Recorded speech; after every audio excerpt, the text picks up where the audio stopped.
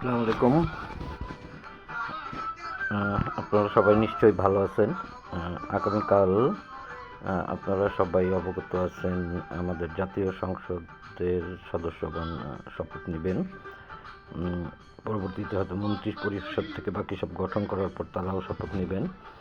তো যাই হোক, নতুন সরকারের প্রতি আবেদন, আপনারা ভুলে যেন না, আপনারা একটা নতুন দিগন্তের দ্বারপ্রান্তে দাঁড়িয়ে আছেন এবং অতীতে আপনাদের প্রতি যে অন্যায় অবিচার করা হয়েছিল সেগুলো আসলে ভুলে যে রাগ ক্ষোভ এর ঊর্ধ্বে থেকে সমস্ত ডিসিশনগুলি নিতে, সেক্ষেত্রে অনেকগুলো পদ্ধতি ব্যবহার করা যেতে পারত সরকারে।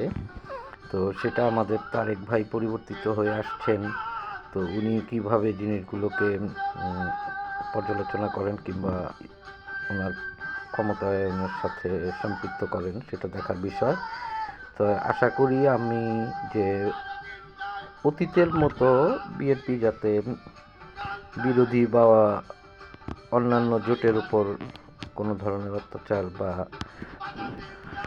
নেগেটিভ কোনো কাজে যাতে না জড়ায়, বরং সামনে নতুন ভবিষ্যৎ, সব পজিটিভিটি এবং ট্যালেন্টেড ছেলেপেলে দিয়ে দেশে বিভিন্ন কমিটি ফর্ম করে উন্নয়নের পথে এগিয়ে যাওয়াটাই উত্তম।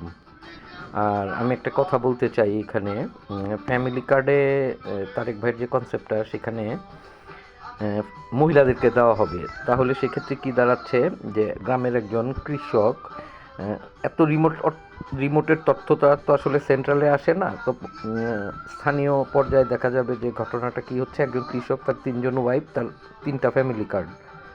তো এ ধরনের নেগেটিভ অপশন আসলে এগুলোতে রয়ে গেছে। হ্যাঁ, তো আমি জানি না উনি কার মাধ্যমে কীভাবেই করছিলেন, কিন্তু আমার যেটা মনে হয় আমাদের দেশে কৃষক এবং কৃষি জমি এবং এই জমিটার ভিতরে শস্যের আবার প্রকারভেদ আছে, কী কী শস্য হয়। তো আমাদের অতি প্রয়োজনীয় চাল, ডাল, আলু, পটল, এই জাতীয় কিছু, পেঁয়াজ, রসুন, এই জাতীয় কিছু যদি শ্রেণীবিভেদ করে, বিশেষ করে কৃষি জমির ফার্মার্সদেরকে বিনামূল্যে ফার্মার্স কার্ডও প্রদান করা হয়।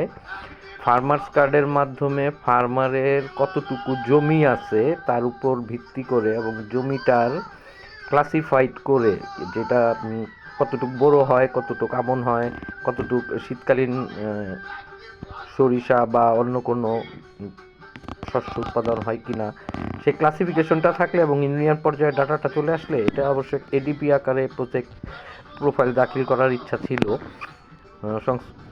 উপযুক্ত লোক পেলে হয়তো দাখিল করব। তো ফার্মার্স কার্ডটার মাধ্যমে কিন্তু প্রোডাক্টটার প্রপার কস্ট থেকে সমস্ত কিছু পাওয়া যায়। পরবর্তীতে অনলাইন ডাটাবেজের মাধ্যমেই এটা মিডিয়াম্যান এবং রিটেলারের হাতে, মার্কেটিং অথবা রিটেলারের হাতে পৌঁছানোর ব্যবস্থাটা করলেই কিন্তু আসলে দ্রব্যমূল্য নিয়ন্ত্রণ করা যায় অতি সহজেই।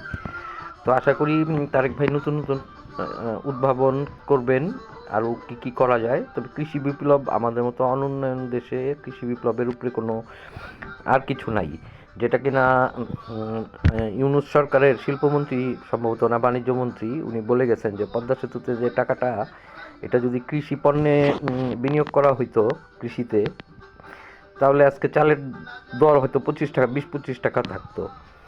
সিমিলারলি আমরা যদি এগ্রিকালচারাল রেগুলেশন না করতে পারি, তাহলে আমাদের ইন্ডাস্ট্রিয়াল ডেভেলপমেন্টও দাঁড়াবে না, এটা পরনির্ভর হয়ে যাবে এবং এর পরের যে লেভেলগুলো আছে উন্নয়নশীল দেশের জন্য, সেগুলো ব্যর্থ হয়ে যাবে।